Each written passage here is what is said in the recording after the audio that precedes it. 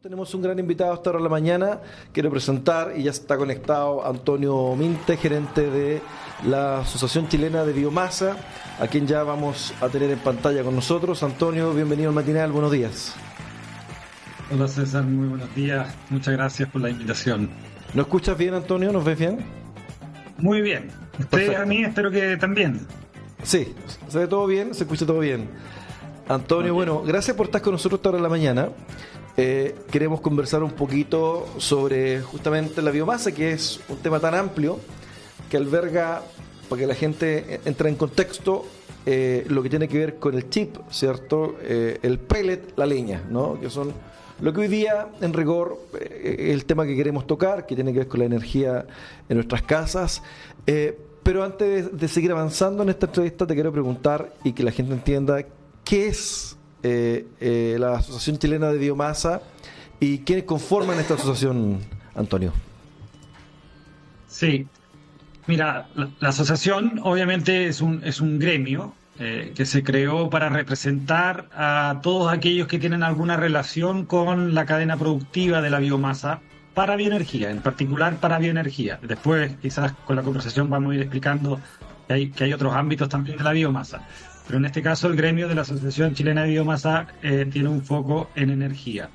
Como dices tú, claro, los formatos más conocidos, está el pellet, el chips, que es el chips, inclusive no es tan conocido por toda la gente porque es el formato que se ocupa más a nivel industrial, y la leña, que obviamente ha dado noticias lamentablemente por mucho tiempo por el tema de la contaminación, pero quizás justamente por eso fue una reacción de distintos empresarios en que tenían que salir a informar y a educar a la población en que hay un buen uso de la biomasa y que este es un gran energético que se utiliza en gran parte de todo el mundo. ¿Quiénes conforman entonces esta asociación? Que, dicho sea de paso, es un gremio bastante joven en términos gremiales, ¿ah? Tenemos 5 o 6 años de gremio y hay cuatro grandes grupos en esta asociación. El primero, más fácil de identificar por las personas, es justamente el de los productores de biocombustibles, ¿ah? Tenemos a plantas de productoras de pellet y también empresas productoras de chip o biomasa industrial. Siempre digo que lamentablemente no tenemos a la representación de los leñeros, no se han sumado a este gremio, pero sí la asociación tiene una visión frente al tema de la leña y siempre que es necesario la damos a conocer. Otro grupo importante o destacado en el gremio son los proveedores de tecnología, ¿ya? Y ahí separamos a los proveedores de tecnología justamente para producir biocombustibles, traer las plantas de pellet, que ahí podemos hablar de las ensacadoras, de las prensas, etcétera, de las distintas partes de una planta, como también los productores, los astilladores, las máquinas que producen el chip o la biomasa industrial. Pero hay otra parte de la tecnología sumamente importante que es la que llega al consumidor final, que es con la cual generamos energía, de esta pequeña estufa domiciliaria hasta alguna planta de cogeneración de electricidad o generación térmica a nivel industrial. Un tercer grupo que es un poquito menos conocido, pero desde mi experiencia como gremio es donde también queremos darlo mucho a conocer, que son las empresas ESCO, ¿ah? Que en inglés son las empresas de servicio energético, que finalmente son estas empresas que le dicen a algún empresario que necesita energía, principalmente la energía térmica, pero que no son relacionados al rubro. Por ejemplo, una empresa de alimentos que necesitan calor para su proceso. Esta empresa ESCO le dice, miren, usted no se preocupe, yo hago la inversión en las calderas, yo hago la inversión en los circuitos dentro de su empresa, pero yo le abastezco de energía y usted dedíquese a su negocio, que es el que conoce. Entonces ahí hay una unión, un beneficio para ambos, y eso es lo que cumple estas empresas ESCO. Y An- después un cuarto grupo y el último, con esto ya estoy dando quienes integran a la asociación, ya es un poco más diverso. Tenemos desarrolladores de proyectos, cuando alguien también no tiene mucha información de cómo es la biomasa o quiere levantar una planta de pellet o quiere dedicarse a la producción de otro biocombustible, aquí hay ingenieros asociados que hacen todo el estudio de los proyectos que ustedes quieren. También hay empresas certificadoras que ven la cantidad y la calidad del biocombustible, un tema que se va a venir muy fuerte los próximos años por tema de la ley. La academia, y también destaco a Concepción, porque tenemos a la Universidad de Concepción con la unidad de desarrollo tecnológico de esa casa de estudios que son asociados y toman un punto importante dentro de la sociedad. Y eso ahí, César, esos cuatro grandes grupos conforman nuestro gremio, que como te digo, somos bastante jóvenes aún como gremio, así que damos siempre las gracias a estos espacios para poder informar y comunicar a la gente cuál es nuestro trabajo. Antonio, mira, Yasna por acá. Primero, contar que esta entrevista está auspiciada por Enerleño.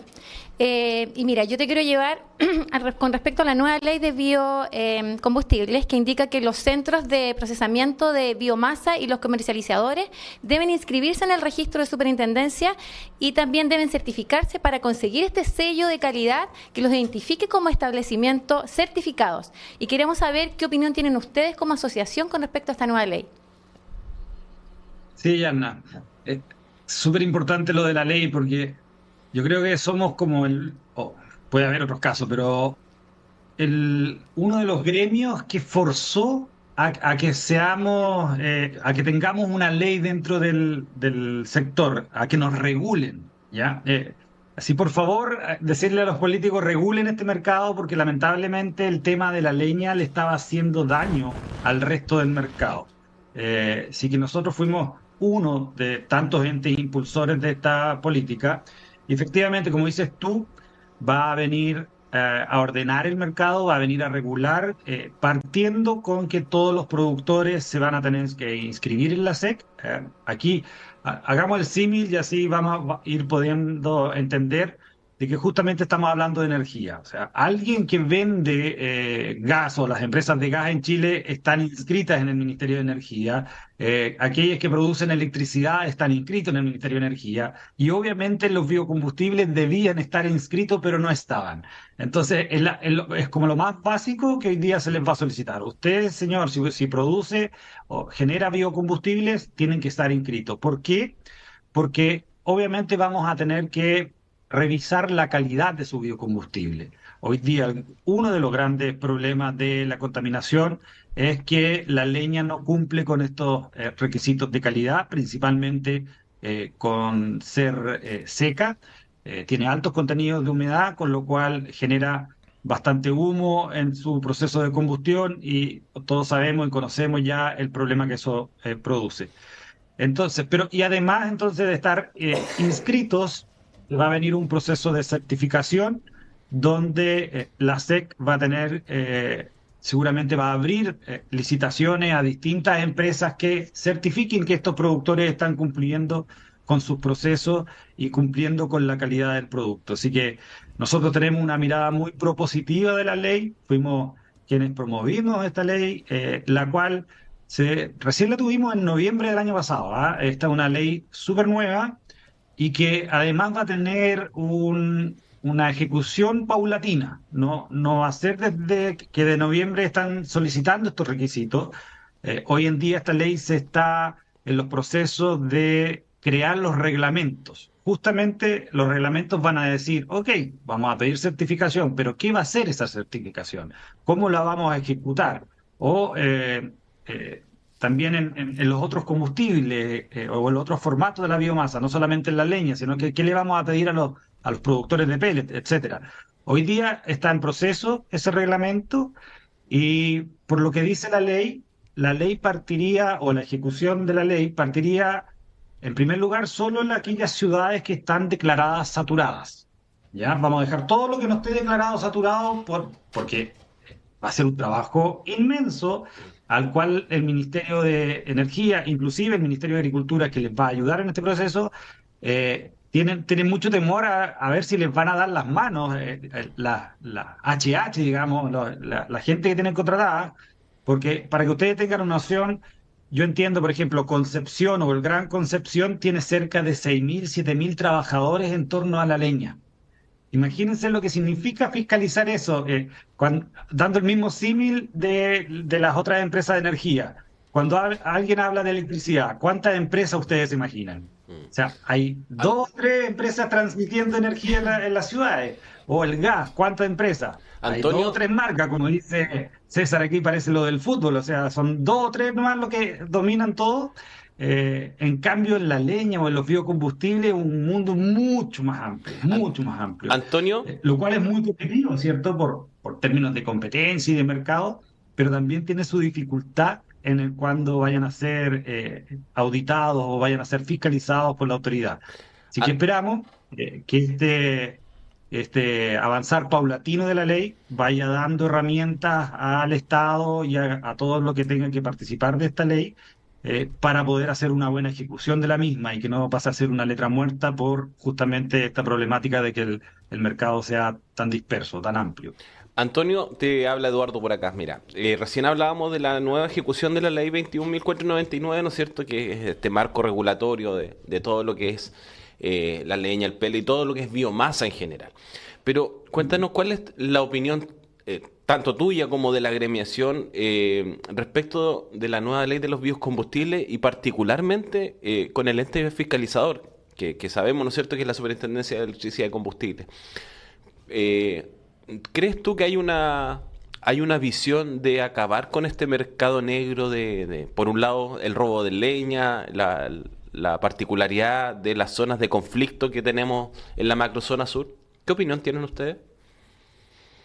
A ver, sí, son varios temas. Como les decía, yo creo que, a ver, vamos a aclarar. La ley fue una respuesta, porque ustedes saben, uno puede ser el mismo presidente el que introduzca una ley al Congreso, pueden ser los senadores los que introduzcan una ley, una propuesta de ley, ¿cierto? O los diputados.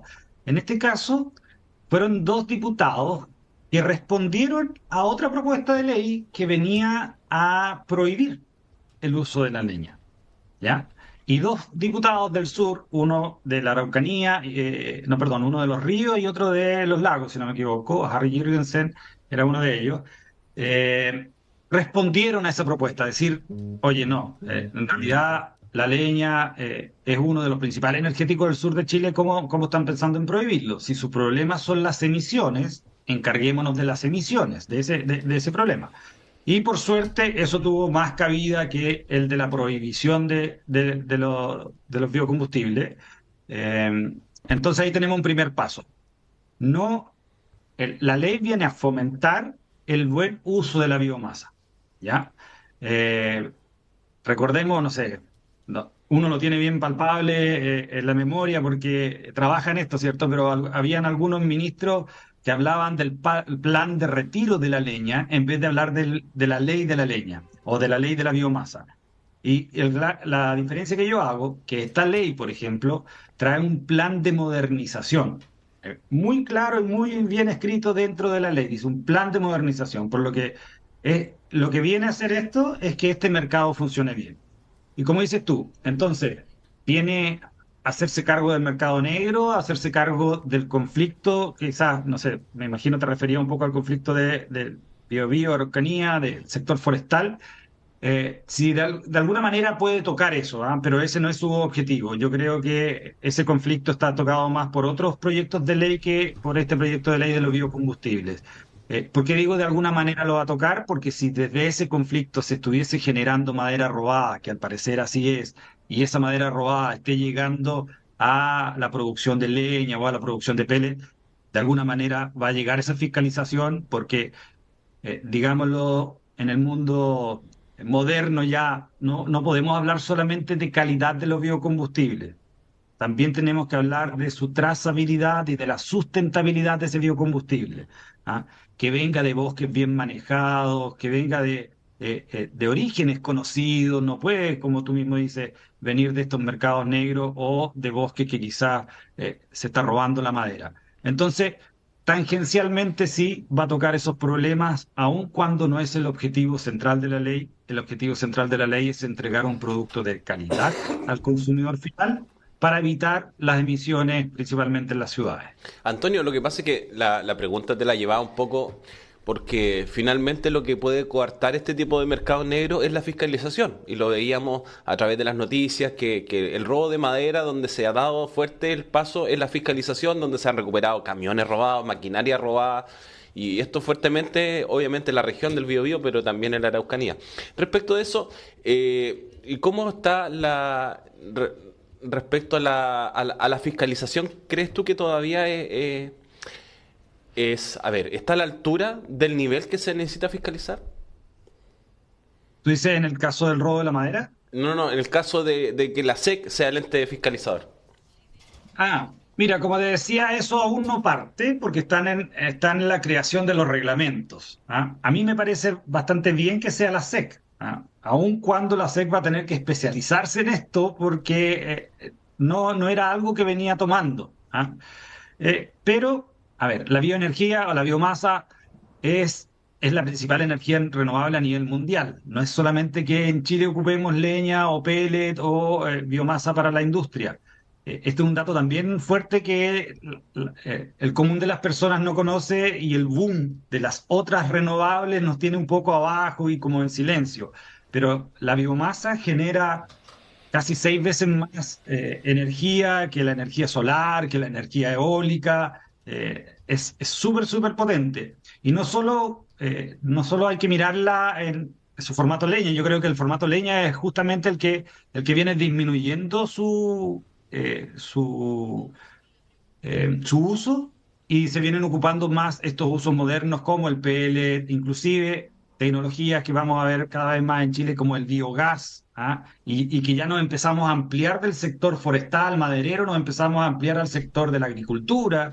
Los desechos urbanos también son considerados biomasa, y ahí nos vamos ampliando, y eso ya se está utilizando en otras ciudades, en otras partes del mundo.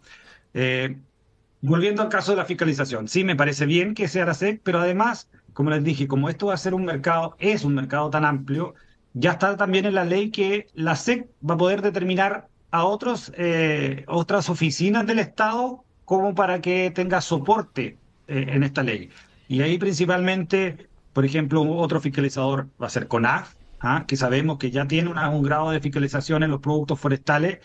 También podría solicitarle algo de ayuda al Ministerio de Medio Ambiente, pero ojalá que en el futuro lo importante sea que el Ministerio de Energía sea más robusto, tenga las capacidades, y sea la SEC la que fiscalice también, para que no se crucen, digamos, los deberes de cada institución del Estado. Antonio, bueno, ustedes se han manejado mucho más como asociación, ¿cierto?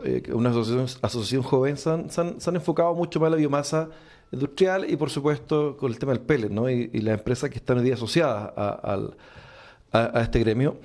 En el 2022 tuvimos crisis, ¿no?, de abastecimiento. Hoy día la crisis creo que está apuntada no solamente al tema de producción, sino que tiene que ver también con la materia prima. ¿Cómo ustedes están viendo este tema que sin duda termina afectando al consumidor final? Porque en la pandemia Sí. tuvimos crisis en pandemia, pero echemos la culpa a la pandemia, porque la gente estaba encerrada, tenía la estufa encendida todo el día, ya, ok, olvidemos la primera crisis. Pero el año pasado Sí. hubo una crisis igual importante, no menor, y aquellos que manejamos un poco el tema de la producción de pellet tiene que ver con abastecimiento de la materia prima, principalmente, ¿no? Sí, ¿Cómo así están es. viendo eso hoy día? Mira, por suerte, hoy día, yo se lo he comentado a otras personas, a otros periodistas que nos han hecho la misma pregunta. Por suerte, hoy día no somos noticia, y como que nuestra tarea va a ser que no seamos noticia, aun cuando la respuesta de la industria es una muy buena noticia, ¿ya? Primero vámonos a los orígenes que tú comentabas, el por qué sucede este desabastecimiento en la industria. Eh, y claro, nosotros somos altamente dependientes de una industria mayor, de este sector forestal maderero, el cual, si tiene vaivenes, ¿cierto?, le van a afectar sí o sí a la industria de la madera, perdón, a la industria de la bioenergía, en el estado que está hoy día, ¿ya? En el estado de dependencia, que yo diría que el 98% de los residuos de la industria van a la industria de la bioenergía, por lo que hay una alta dependencia. ¿Pero qué ha pasado este año? El año pasado ya en la misma crisis lo comentamos. la industria del pellet debiera evitar tanta dependencia. No la va a evitar por completo porque es una industria naturalmente que nació del residuo de la industria de la madera. Pero sí puede, en alguna medida, primero incrementar su materia prima, porque hasta el año pasado más del 90% era solo materia prima seca. O sea, lo que los aserraderos que tenían secado de madera le entregaban su residuo a la industria del pellet, o le vendían más bien, porque no le entregaban. Muchos años atrás se regalaba, hoy día ya es un residuo que tiene un valor, los mismos aserraderos ya no le llaman residuo, le llaman subproducto. Y esto ha sido un tema de economía circular que se ha ido valorizando. Te decía, hay que ampliar el rango de ese abastecimiento. ¿Cómo lo hicieron? Bueno, busquemos materia prima húmeda, porque también hay muchos aserraderos que generan ese aserrín, pero húmedo, que antes no se utilizaba en la industria del pellet, y el pellet dijo, ok, lo voy a secar yo.